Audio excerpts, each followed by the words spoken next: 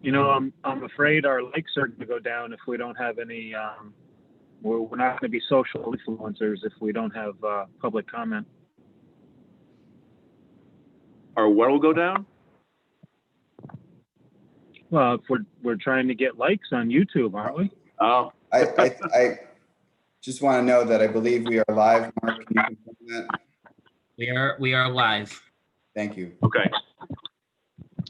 Lee, we do try to provide riveting comment as well as riveting content for the interwebs here, but we are live and ready, and you know we always like a good project coming through. So Absolutely. With away, that, Darius. I will start the meeting. Okay. My name is Darius Shanfar. I am the chair of the Finance Committee of the City of Albany Industrial Development Agency. If I think there's some background noise, I don't know if it's me. Let me see if it's me. Yeah, I think it was Lee. Okay, I want to note for the record that all members of the Finance Committee are present, and as are all members of the IDA as a whole today.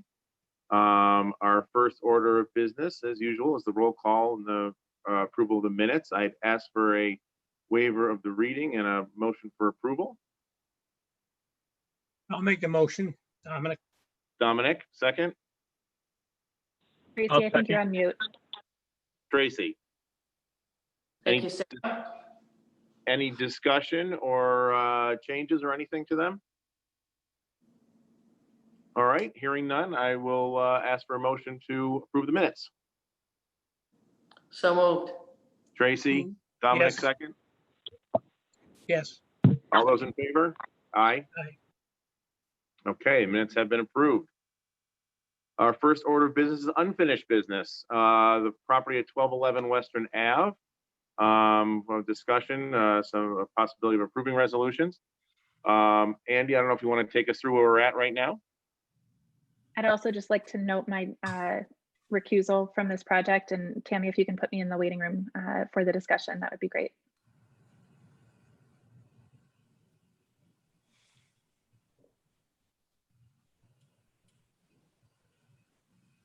All right. Okay, thank you, Darius. I will run through a project summary and a run through of the materials that were provided for as part of this committee meeting today. The agency received an application for assistance in January of 2020. That application was updated and a revised request was submitted to the agency in June of 2020 for this project. The summary that we're about to go into reflects the revised application and the subsequent request for assistance. A public hearing was held in August of 2020. And a response to the comments received at that public hearing was posted to the agency website and distributed to the board members as part of the materials for this finance committee meeting. Brief description of the project. The proposed project includes a construction of a 6-story, approximately 190,000 square foot mixed-use multifam commercial retail complex containing approximately 136 residential apartment units and approximately 1,800 square feet of commercial retail space on the ground floor. The project will also contain an internal parking garage for approximately 150 vehicles and an existing 30,000 square foot vacant commercial office structure on site will be demolished. The estimated project real property benefit summary. The revenue gain to taxing jurisdictions, should the property remain as is, the status quo taxes over the 18-year term of the requested financial assistance is approximately $540,000.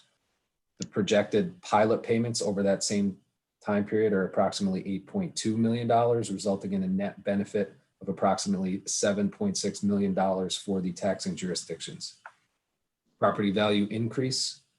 The current value of the property is just under $500,000. The anticipated future assessed value is $19.5 million, which is an increase of approximately $19 million in value.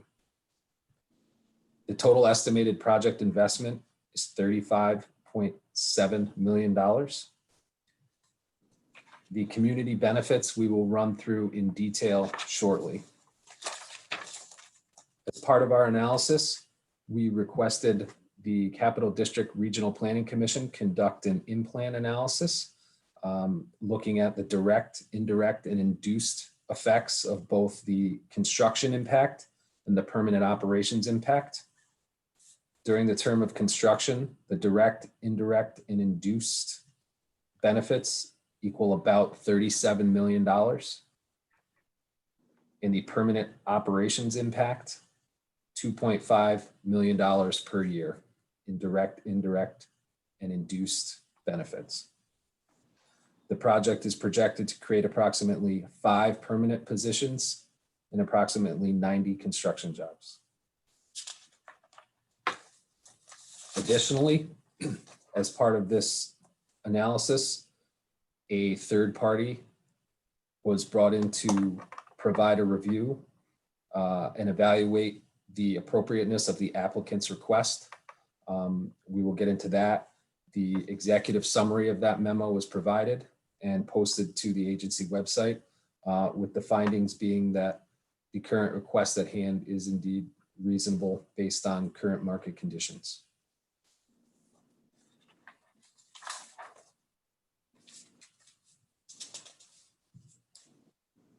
Getting Okay. into, if there's no more questions, getting into the community benefits, running through our scoring matrix as part of the project evaluation and assistance framework. We will go point by point. Under the revitalization category, subcategory identified growth area, the project receives a point for being in an existing cluster. Education.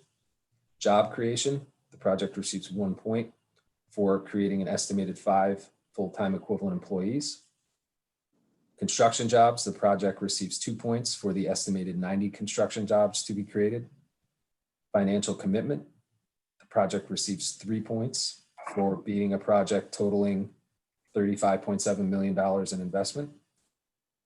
And community commitments, the applicant has committed to the following 3 community commitments. 1, City of Albany labor. That will be 15% of construction jobs will be filled by City of Albany residents. The second point for regional labor, 90% of construction jobs will be filled by local residents.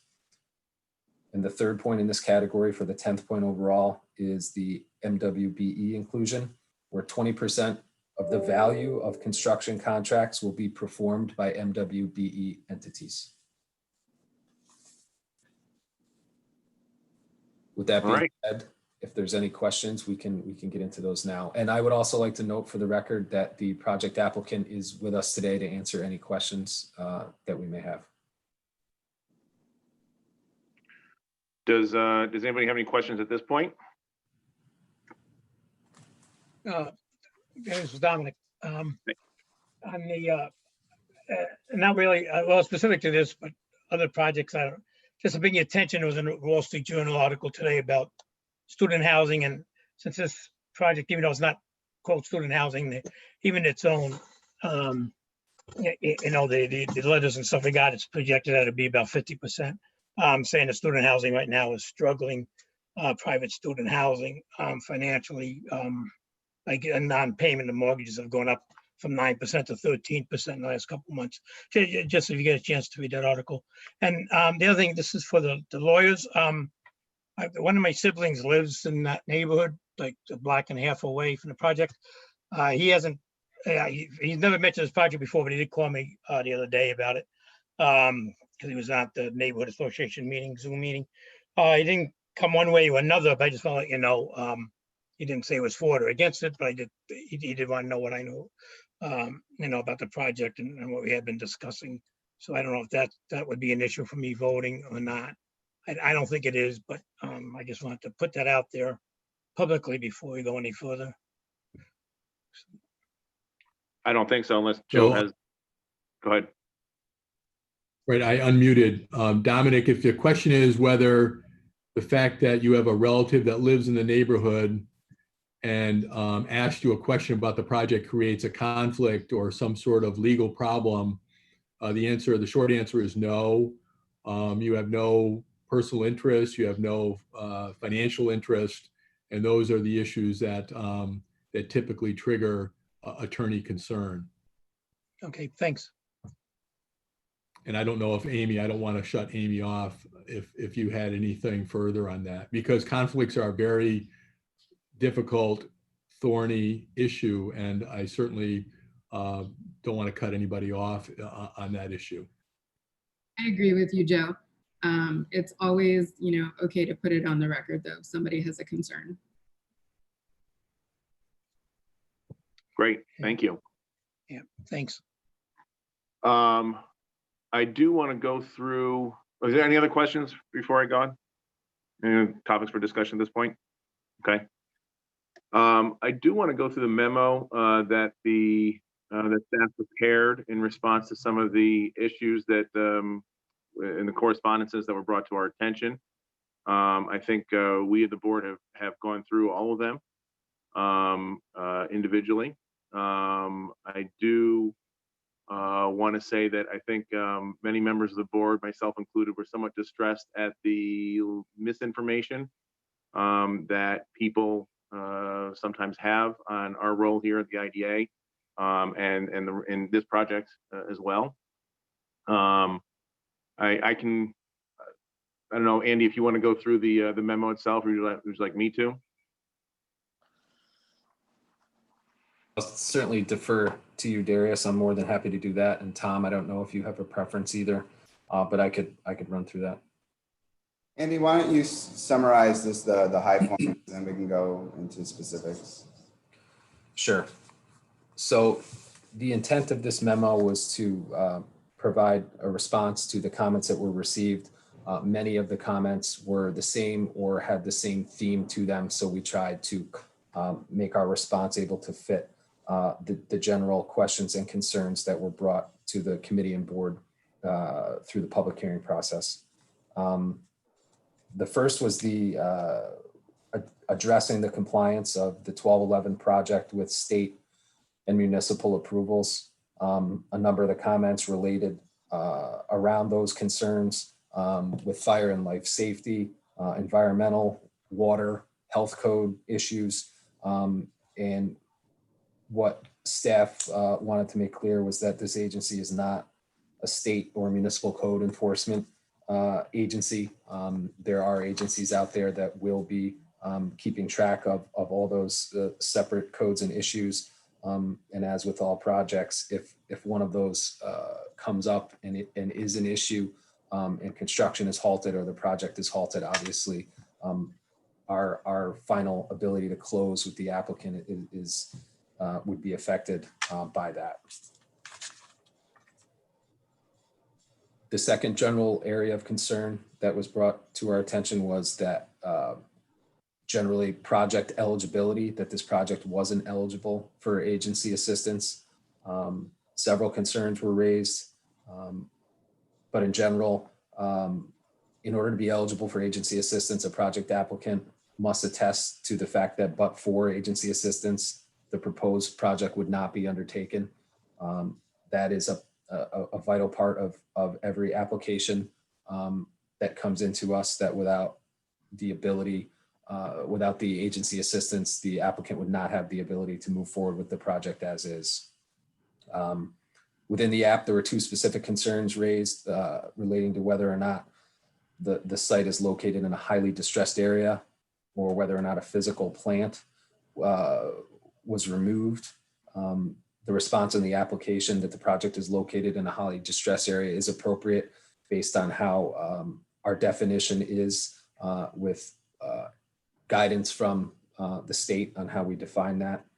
And we update that, those data metrics annually to ensure that the census tracts are accurately depicted as distressed based on the most current data available. In regards to the section of the application asking about destruction of a physical plant, the question is intended to really determine if there's an intermunicipal move occurring by the applicant or a tenant of the applicant, which there's not. So the language there was a little bit confusing to people, but we responded to that as well. And then two more general areas: economic impact and benefits.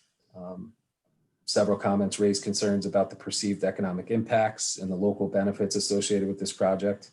We noted that it is the mission of the agency to assist in the enhancement and diversity of the economy of the city of Albany by acting in support of projects within the city that create and retain jobs or promote private sector investment.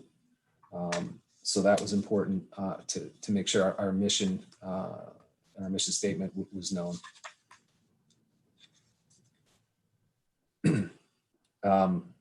We also addressed some of the aspects that the property is currently vacant, and it has been vacant. We addressed the increase and estimated gain to the taxing jurisdictions, similarly as we just did in the rundown of the project summary. And lastly, the likelihood of project completion. Several comments raised concerns in regards to the COVID-19 crisis. What would be the likelihood of this project actually moving forward and completing? And following the public hearing, staff spoke with both DMG and the expected lender on the project to get a better understanding of the financial strength and the likelihood of success for this project. And staff ascertained that was likely to be the project to be completed as stated in the application. Great. Generally where we're at, if there was any in-depth questions, either Tom or myself could hopefully address those for you. I just have one. Do we respond individually to the people who have contacted us regarding this project or the others? While these comments were posted on our website, we did notify people. We did reach out as staff to confirm any written comments that were received and to also, if they came in before the public hearing, to ask if they wanted it to be part of the public hearing. So anyone who submitted just written comments and did not participate in the public hearing, there was a communication and they should know that we did receive what they sent us and it was sent to the committee and board. Did we respond individually did we send this memo to them, for example? No, to those who submitted comments? No, we did not. It is on our website though. Okay. The one thing I want to stress, I think, is in your third point here, as we continue to stress that no city money is being used for this project. I cannot stress that enough. We as a board and we as an organization cannot stress that enough. Not a single property, not a single project that comes through us gets money from the city, from the taxpayer. They all pay more in taxes, if not immediately, as this project will, via a pilot. They all pay more than they do previously when the building was under prior ownership or prior, whatever the highest and best use was at that point in time. And the notion that this body is giving away money is just not correct. And something that I think we really need to, I don't know what more we can do, but doing whatever we can do to get that message out there, I think is helpful. I want to question, have all the permits and permissions been granted at this point? I mean, I know that as part of the memo, if the proper permits and permissions are not granted, that we don't approve the project. But has everything been granted at this point? Jeff or Ariel, can you speak to that? Hi, this is Jeff. There was a permit granted for the project. It was put on hold pending a review of a site change. We're going through the last item on that site change. It has to do with line of sight for traffic. And we're providing those details and drawings today to Chris Spencer and Brad Glass. We anticipate that that's going to get resolved today. Okay. Because if it doesn't, then the project doesn't go through. We understand. Yeah. All right. Let's see. Does anybody else have any comments or anything that they want to add?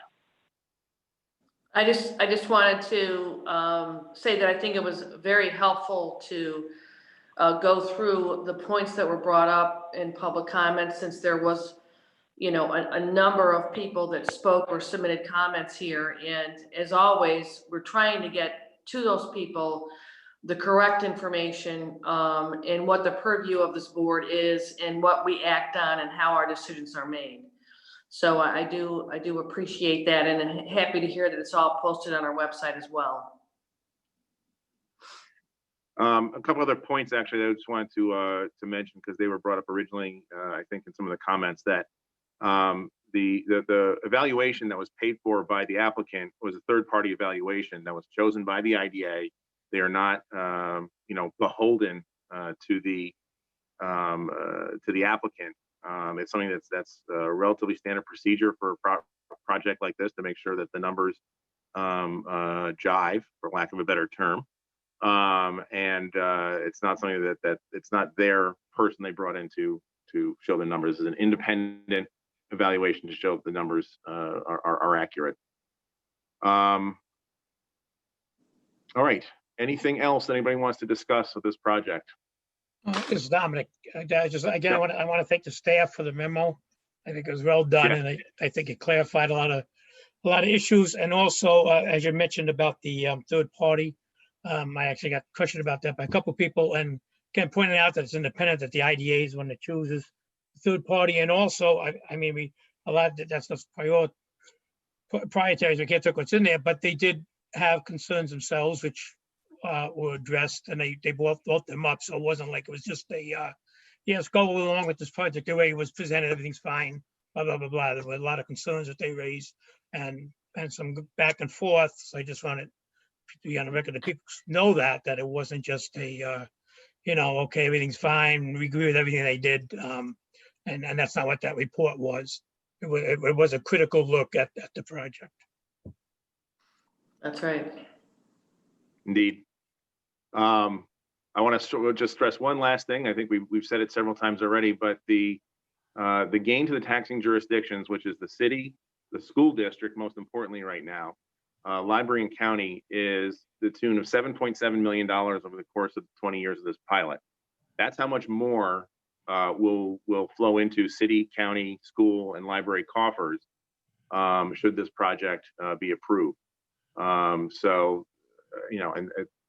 I cannot stress enough at this time the effect of that in the bottom line of our jurisdictions here. So with that, if there's no other comment, I would ask for a motion.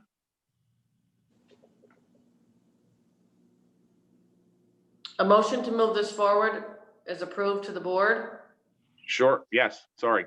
Yes, I'll make that motion. Okay. Is there a second?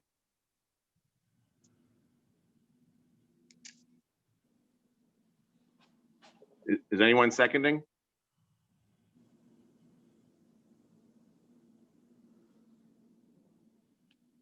Yeah, that was all second, Dominic. Okay. Dominic? All right. Any other comments, questions, or discussions? All those in favor, say aye. Aye. Aye. Aye. All right. Thank you. Any opposed? Okay. Thank you. On to the next order of business.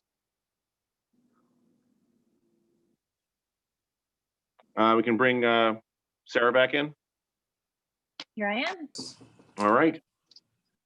Next order of business is new business. Laughlin Dawn. We just had a public hearing before this meeting. No one came to speak. It's a modification of the pilot request that has already been approved by this board. Andy, maybe you just want to go through it quickly.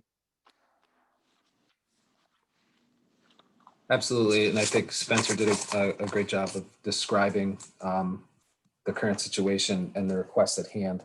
As a very quick refresher, the project closed with the agency in April of 2019 and has since commenced construction. It's a total investment of approximately $51 million with about 165 construction jobs and a projected 7 full-time equivalent positions to be created upon project completion. As Spencer noted, it's a 4-phase pilot. The request at hand involves the 1-year extension of just phase 1 of the pilot. It's important to note that the abatement increase is approximately $127,000 Hence, the public hearing with the net benefit over the course of the phase one pilot being in excess of $100,000. Excuse me, Andy? Yes. My understanding is that actually, once we netted out the change to the benefit, it was less than 100,000. That's correct. In conversations with council, we thought it prudent to hold the public hearing just based on the abatement amount itself. And I can let Joe Scott speak to that if there's any further detail that I'm missing.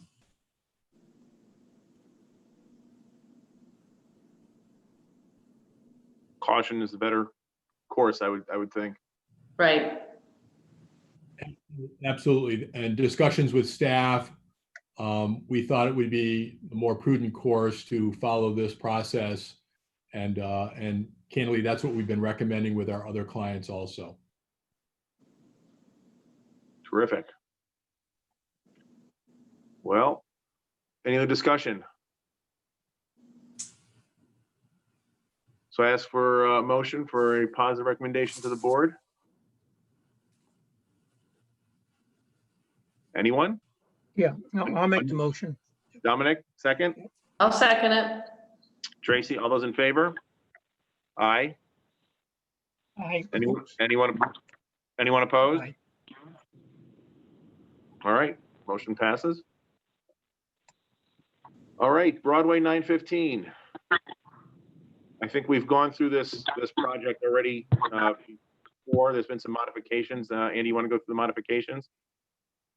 Absolutely, thank you. And I'll note for the record that Mark Aronowitz, the project applicant, is on the line with us, I believe, to answer any questions that the committee may have. The application for assistance was initially introduced to the Finance Committee in August of 2020.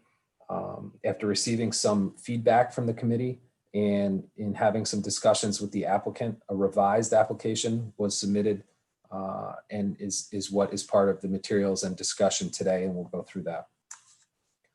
Just a recap of the project summary. The project proposes to construct a 5-story mixed-use residential commercial commercial structure containing approximately 80 market rate apartment units, 4 of which will be part of the inclusionary housing requirement, and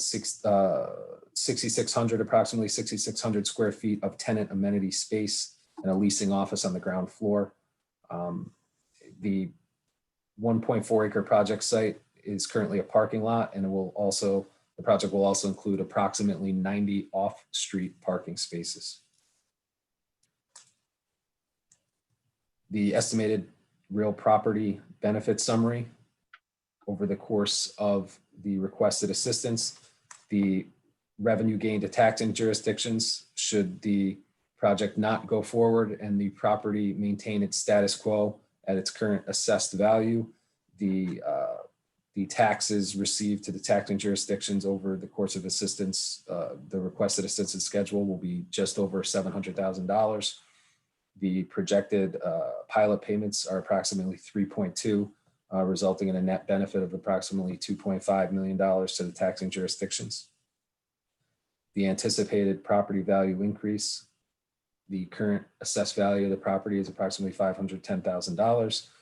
And the anticipated future improved assessed value is approximately $6.2 million, resulting in about a $5.7 million increase in property value. The total estimated investment is $22.7 million. As it relates to the community benefits, we'll go through those in detail momentarily.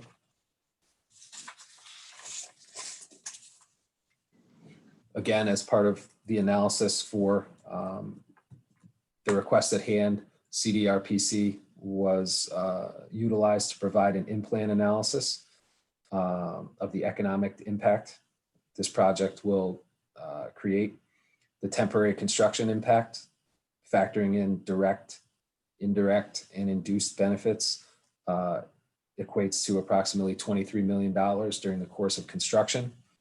The permanent operations impact equates to approximately $1.4 million annually. The project projects to create 1 full-time position and approximately 140 construction jobs.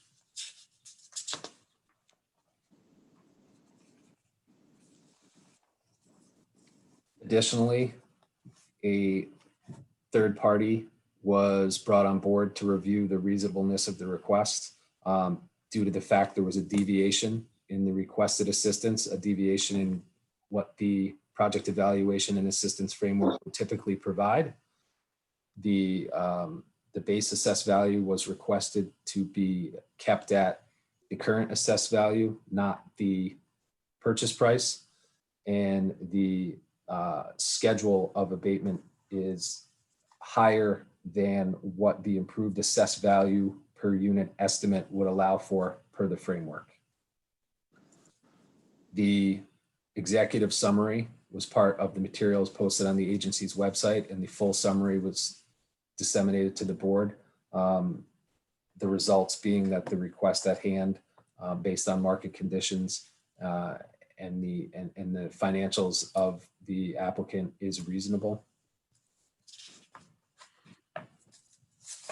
We can go into these in more detail shortly. I want to get through the matrix and the 10 points and how the community benefits play out as part of this.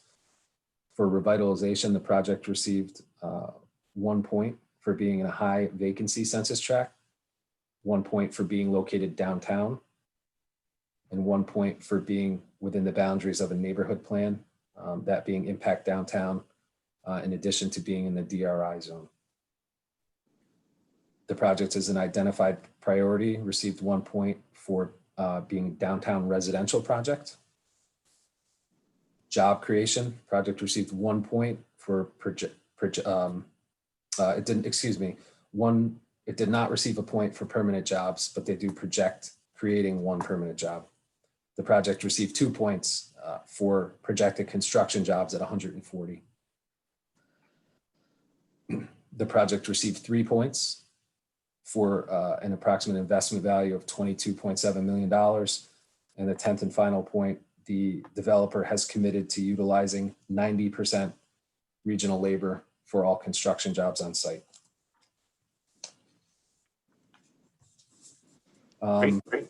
And just real quick, just to recap the revision in the application, as noted in the project summary, after having some in-depth conversations with the applicant, the original request that came before the committee last month was for the abatement schedule for projects with assessed value per unit of 100,000 or more be utilized for this project. As noted at the top of the matrix scoring sheet, the assessed value per unit for this project is approximately 78,000 per unit. The revised ask drops down 1 abatement schedule level to the $90,000 to $99,000 abatement bracket, which still provides the project beneficiary with reasonable returns as part of his investment in this project. And I want to chime in with it that that change was based on conversations with the board at the board level, questions that the board had posed at the last finance committee meeting, as well as staff analysis going back and forth, looking at some of the assumptions in the original application. And the applicant was very forthcoming with additional information and working back and forth with the team here to be able to modify that request to the lower abatement schedule. Staff does feel comfortable with where we are to date, both based on our internal analysis as well as the third-party analysis. And we do have, I believe, Mark has joined us this afternoon as well, if there's anything additional or additional questions. And does anybody have any questions for Mark or anyone else? No, mine have all been addressed. Thank you. Okay. I do have one question for Mark, and just from a business standpoint, how is, you're still very confident that this is a project that's going to have renters? Based upon recent experience, Darius, the downtown market as well as the overall apartment market in the region has held up very strongly. We still, at Student Place Apartments, which is another project that we developed, we're still at 100% occupancy on the residential side. Still receiving inquiries. I point to the Kenmore project, which has recently come online. And took a tour of that property about a week and a half ago. And I believe they were well over 50% pre-leased and partially occupied. Wow.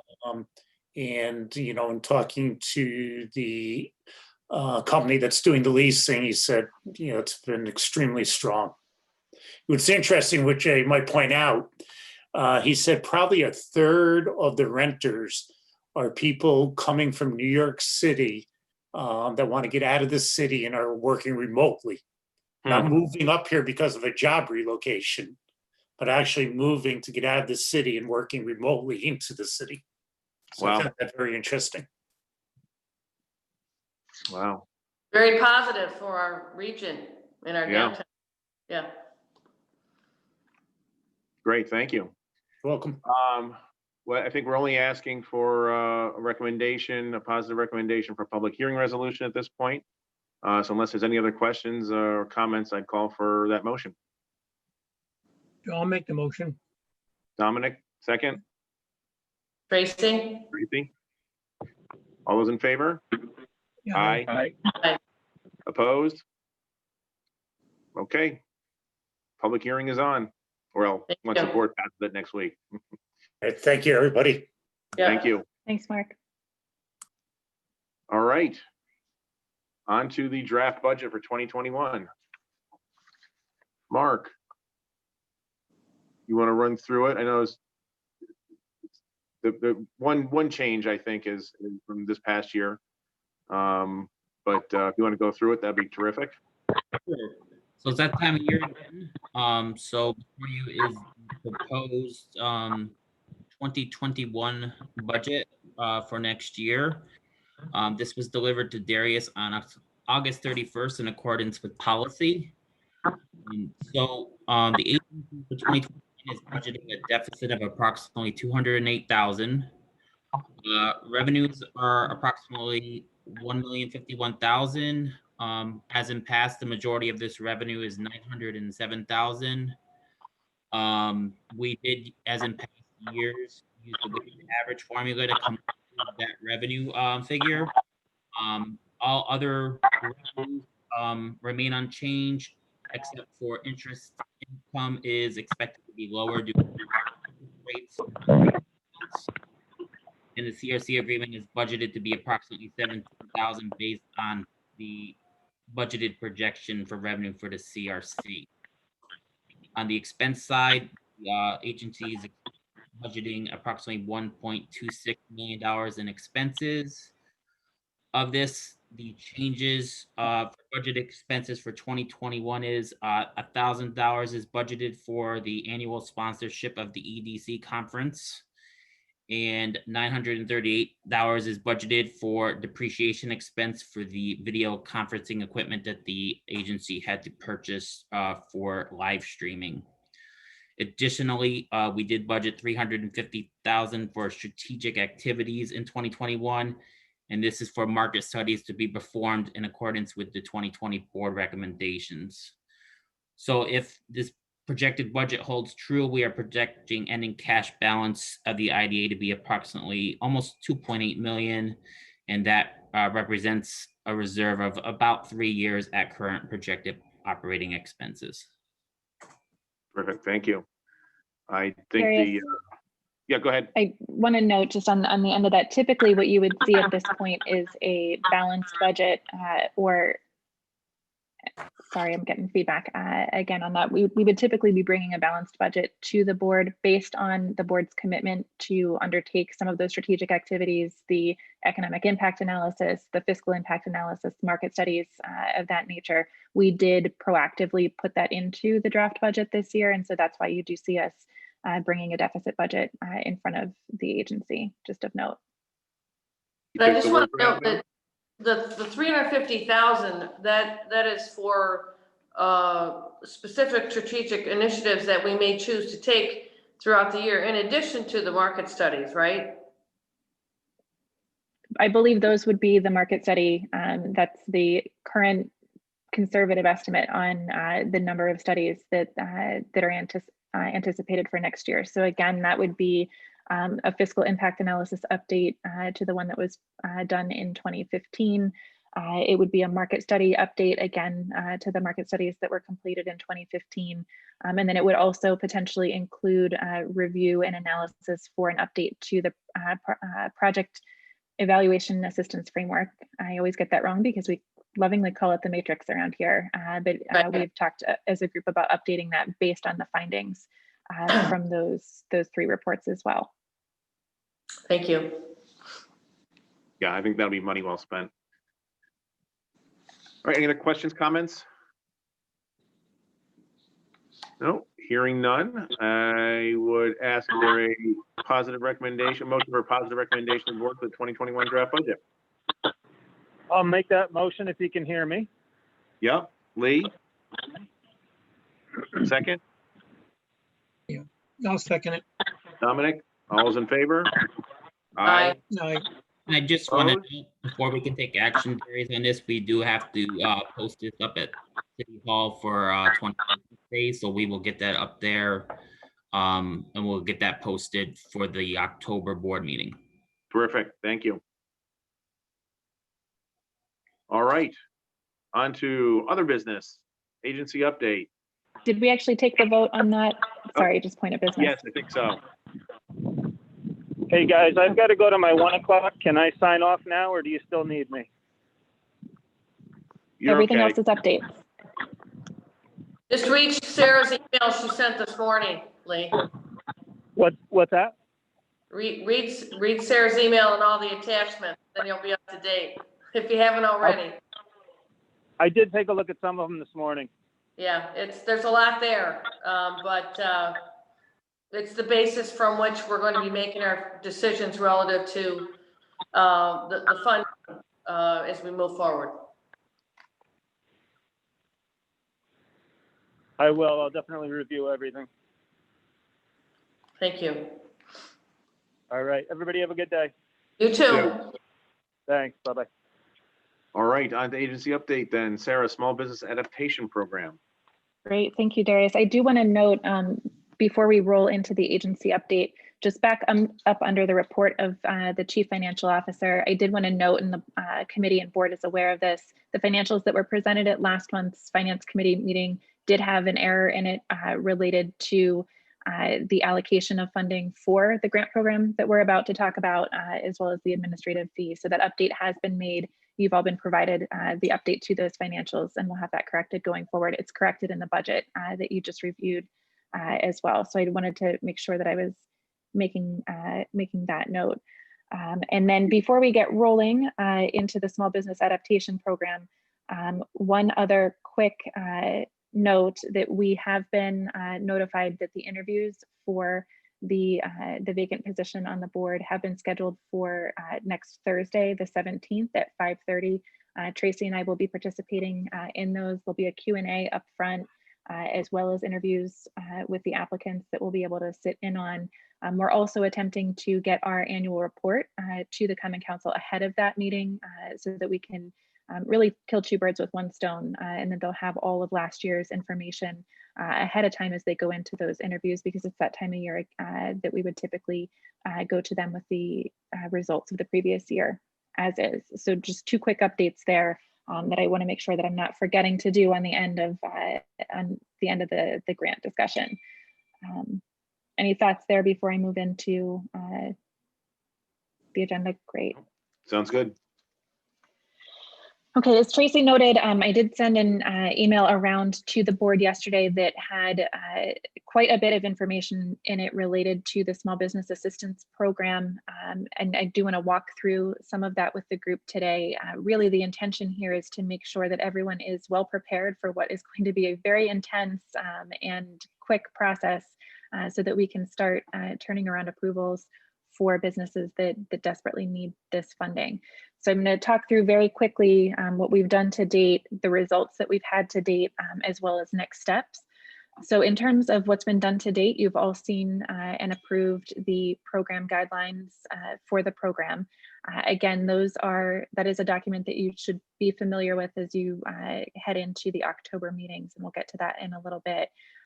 Those guidelines were built directly off of the legislation that was approved by New York State, as well as the guidance that we've received from the authority's budget office on how to administer a grant program. As you'll recall, again, this program does blend two funding sources for very specific items. So CADA funding will be used specifically for the purchase of PPE, and then there will be CDBG CV funding that will be used for other activities outside of reopening. Restocking, reimagining, retraining, all of that. We're tracking those very specifically on two separate tracks, but administering them under one program for ease of applicant use, so that we're not asking small businesses to fill out two separate applications for really essentially the same types of activities. So it's a little bit of an added administrative burden on our end, but a significant savings of time and resources for local small businesses. That application was released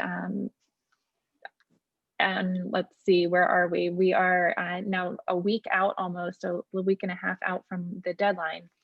The application was released on the 14th of August. So they have until the 18th of September to get those applications in. We did have a pre-application round to ensure just sort of standard eligibility.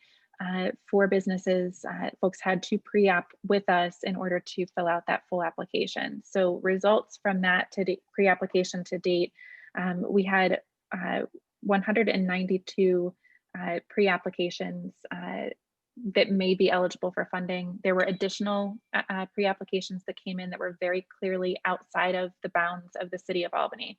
Folks that were located in Guilderland, in Del Mar, in Colony, that may have had Albany mailing addresses, but were not inside the city of Albany proper.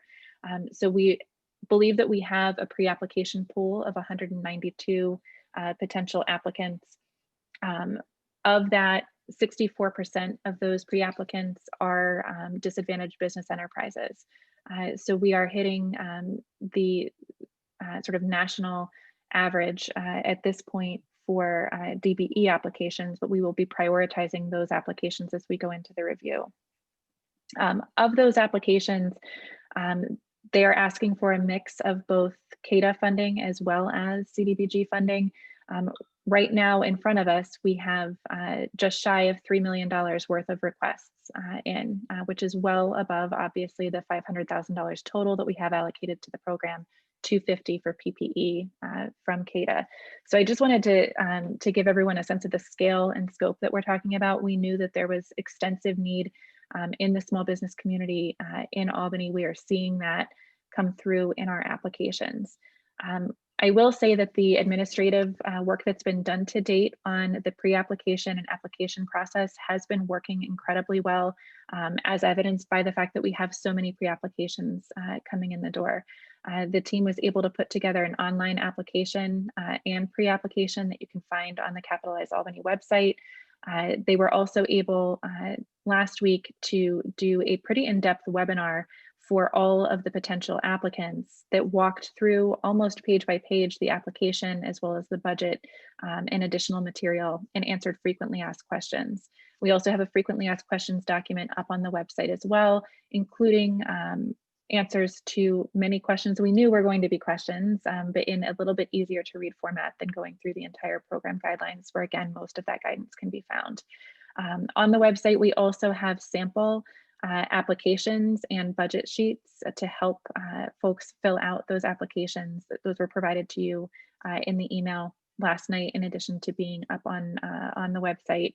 And we also have links to both the Community Loan Fund and the Albany Centers for Economic Success and the New York State Small Business Development Center at UAlbany for both assistance on the application, as well as credit counseling and financial guidance on business planning and pulling together people's financials. So there's a wealth of information for applicants there as well. that has led to, from the pre-application until now, a significant number of folks that are continuing on with the application process.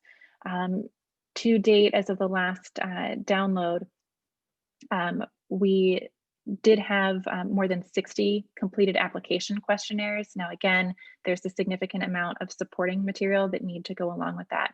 Business financials, a budget, leases, if there are lessees for their building. We don't have that material from them yet, but we have more than 60 completed already, well ahead of deadline. Any other grant program that we've administered, people usually are squeaking in at 4 p.m. on the day of.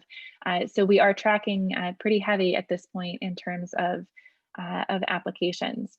100% of the applications that we have in so far are asking for CADA funding for PPE activities. We have an average request from CADA of about $6,000, and we already have more than $360,000 in requests for PPE coming in through those already submitted application questionnaires. Now, we do expect some of those to drop off because they may not fill out all of the additional supplemental information that needs to be there. They may find that they are ineligible for any number of reasons in the program guidelines. There are a handful of duplicate applications in there, but not many. So we do anticipate that there will be more than 100 applications that this body is going to be responsible for reviewing and moving forward in one way or another with. To that end, we have worked very hard internally to streamline that process as much as possible, both for the applicant so that we're not extending a timeline on review and approval for folks that desperately need this funding as quickly as possible, but also for you all from the reviewer's perspective. It is a very intensive application process as required by the state on our side and by the feds on the CDBG side. It's a lot of material to get through. And so what I've provided in the email last night was our standardized review process for the documentation. So you've got a workbook that walks through a completeness review that you'll find on the first sheet. So that is every member, every application that comes in will be reviewed by a primary reviewer to ensure that all of the supplemental information is there. Do they have their tax returns in? Are the business financials there? Do they have the lease in place? Being able to adequately ensure that all of those required forms, as well as the pre-application application, have been submitted. The primary reviewer will also look at an eligibility review to ensure that each application meets the tests that were outlined in the program guidelines. If an application gets through both of those reviews, they will look at specifically, and if you are in the document, on page 4 of the review document that you've been provided, they will proceed with the eligibility review for the specific funding sources. So CADA as well as CDBG CV. That page 4 is what we anticipate providing directly to the board. It is an overview of the eligibility requirements for CADA funding per New York State and per your guidance that has been woven into the program guidelines, as well as a couple of answers, specific answers from the application that are most germane to the CADA legislation, or to the IDA legislation that is out there. So you'll have a quick summary sheet as well as the full application to be able to see. The primary reviewer is going to get through that and then score each application. It will be a primary reviewer scoring it, as well as 2 additional scorers to ensure that any unintentional bias is removed from the scoring, and also any sort of anomalies in the scoring are accounted for by 2 additional reviewers that we can average the score around. Those scores will be first and foremost on the priority areas that were established by you all as a board heavily prioritizing disadvantaged business enterprises. So those businesses that are owned by women, minorities, and veterans, being able to have a significant priority score assigned for each of those categories that they fall into, as well as other priority elements like being a micro enterprise business, tangible benefits to the city, being in a target industry. To date, we have more than 40% of the applicants are restaurants that we know are some of the groups that are being hit hardest. Being in a neighborhood strategy area, those areas include Arbor Hill, West Hill, West End, North Albany, and the South End. The project being in a highly distressed census tract per IDA requirements, and being located in a commercial corridor. So again, adding to the commercial corridor benefit all around. So that's first and foremost. Those are yes and no questions baked into the score. Those will help those applications rise to the top, specifically of any scoring stack. But the qualitative scores that will be gone through, again, follow the program guidelines that you've provided insight to and approved. Those areas are business need, efficiency, and strategic value. So each of the scores, the primary reviewer, as well as the 2 additional staff scores, will provide scores on 5 elements within each of those areas. Again, business need, efficiency, and strategic value. Basically, what that will come up with is an average score for the application, and we'll be presenting the applications back to you in order of their scoring.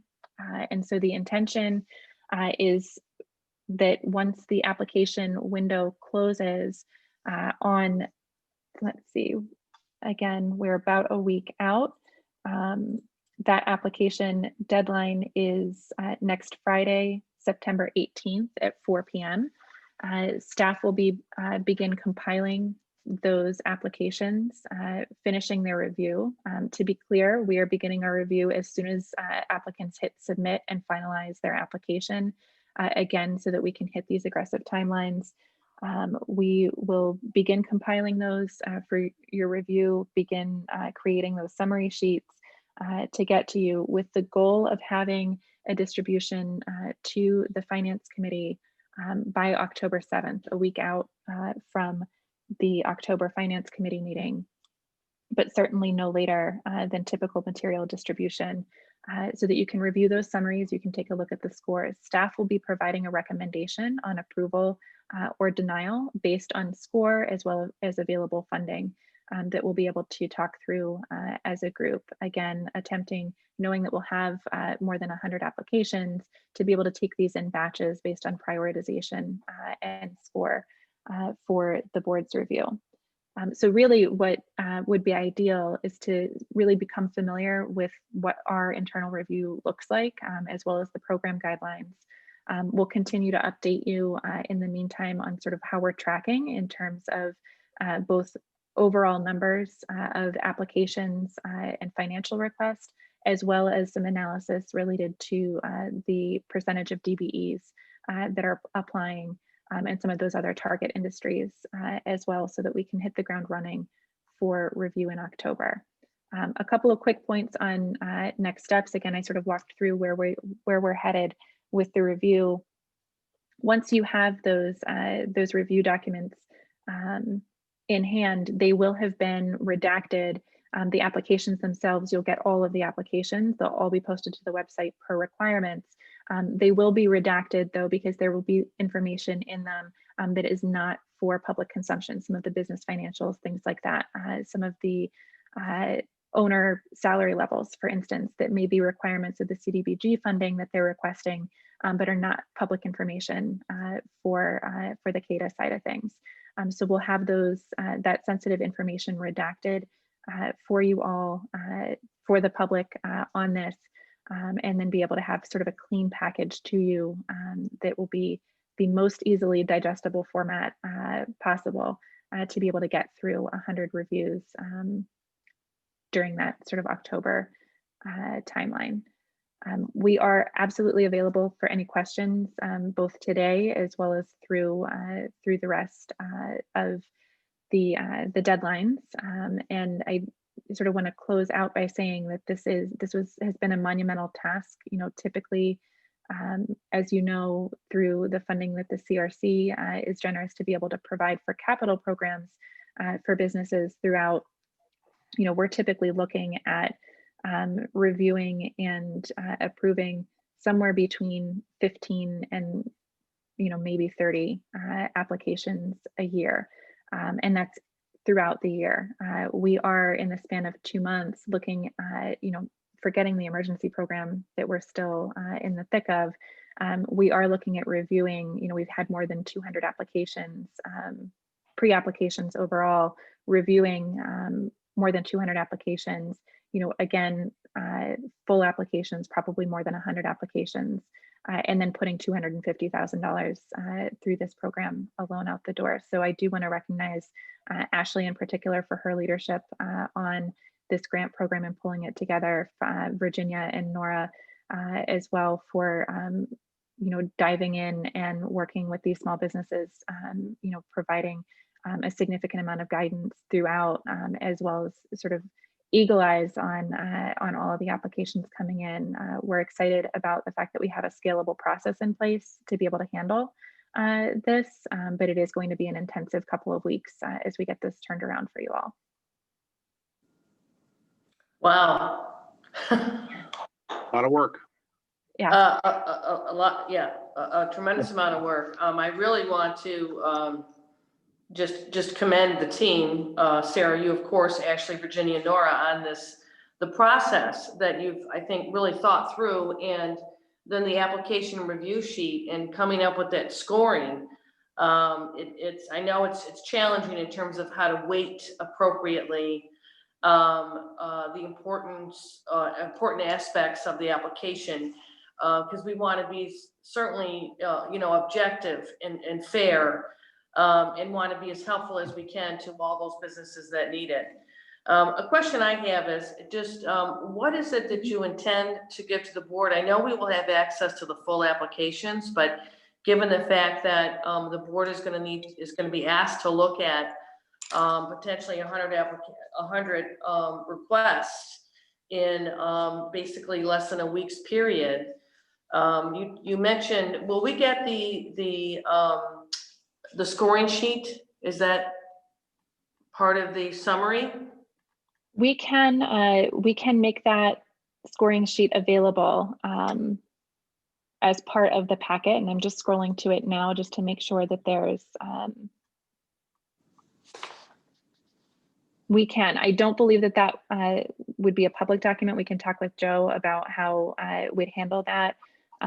But what we would have for you, if you look at page 4, the title is City of Albany COVID-19 Small Business Adaptation Program Threshold Review Checklist, CADA. That is going to be the summary sheet, and that summary sheet does walk through really all of the particulars, including what the average score was for the business, the total CADA request, whether it is a DBE and what types of DBE it is, the current employment levels, the jobs to be retained or created, yes. Whether it's in a target geography. So it's all on one sheet, yes. as the summary. Yes, Sarah, that's like a 5-page document, right? That's a 1-page document. So you have a workbook in front of you that's actually a 9-page workbook that is our internal review form. Page 4 of that is the CADA summary. And so that's intended to be a 1-page summary that goes on top of each application that provides you with the sort of high-level pertinent details of the application, the average score, and the recommended funding level from staff on the review sheet. So that's a 1-pager that would go with it. You will all, of course, have access to all of these review documents. We will have them on file with the agency. You are able to look at all of them, but again, it's a 9-page document for more than 100 applications. So in terms of a summary for your review, you'd be provided with the full application as well as a 1-page summary. Thank you. But Sarah, I would assume that information on page 4, whatever page number that threshold review checklist is, would be represented in a spreadsheet. We have a Yeah, we have a full spreadsheet that will have all 200 plus pre-applications received that we are tracking. That's also something that we will keep on file for the agency. Those spreadsheets include the answers to all of their online pre-applications and applications. And we will have a clean spreadsheet that'll go through the recommended awards as well. Great, thank you. And then we can look at further Thank you. information in the applications themselves if we need. That's great, thank you. Exactly. One other question, is the pre-application deadline, was that hard and fast? I saw We're losing you, Susan. Yeah, We're losing you. oh, sorry. Let me plug in and see if this helps. any. Do over. All right. I think she was asking about whether or not the pre-application deadline was hard and fast. It was, and so we did close that pre-application. We did give everyone significant notice that that deadline was looming. Again, based on just the overwhelming number of potential businesses that had expressed interest and had already filled out the pre-application. We did work to get not only out to our more than 1,000 stakeholders on Capitalize Albany's distribution lists, we also reached directly out to the Common Council for their help in their commercial districts, to the business improvement districts, to the Chamber, the Small Business Development Center, the Black Chamber of Commerce, the improvement corporations in Arbor Hill, West Hill, and the South End, and as well as a number of other stakeholder groups to try to one, promote the program on the front end, but then also just make sure that everyone was aware that that the window was closing for the pre-applications. That's great. There's just a statement in the initial application that says, if you have not already done so, please complete the pre-application. So I assume that that was a document that was probably given to the businesses after or as they were in the process of completing the pre-application. So thank you for that. That application was up before the pre-application deadline closed. Great, great job. It's a beautiful package and very much needed. And that's all the team. That's their good work. And we currently have about $500,000 allocated for this. Overall, we have $250,000 that you all have allocated on behalf of the Industrial Development Agency, and the Community Development Agency at the City of Albany has allocated $250,000 for the other activities outside of reopening. Okay, terrific. Any other questions, issues? We don't need a motion on this because Capitalize Albany. Just an update and get ready. All right. Anything else from the agency, Sarah? Oh, get ready. Exactly. Nope, that's it. All right. I will call for a motion to adjourn. So moved. Tracy, I'm going to say Dominic second. Yeah, I Those second. in favor? Aye. All those opposed? All right. Finance Committee is adjourned. We'll move on to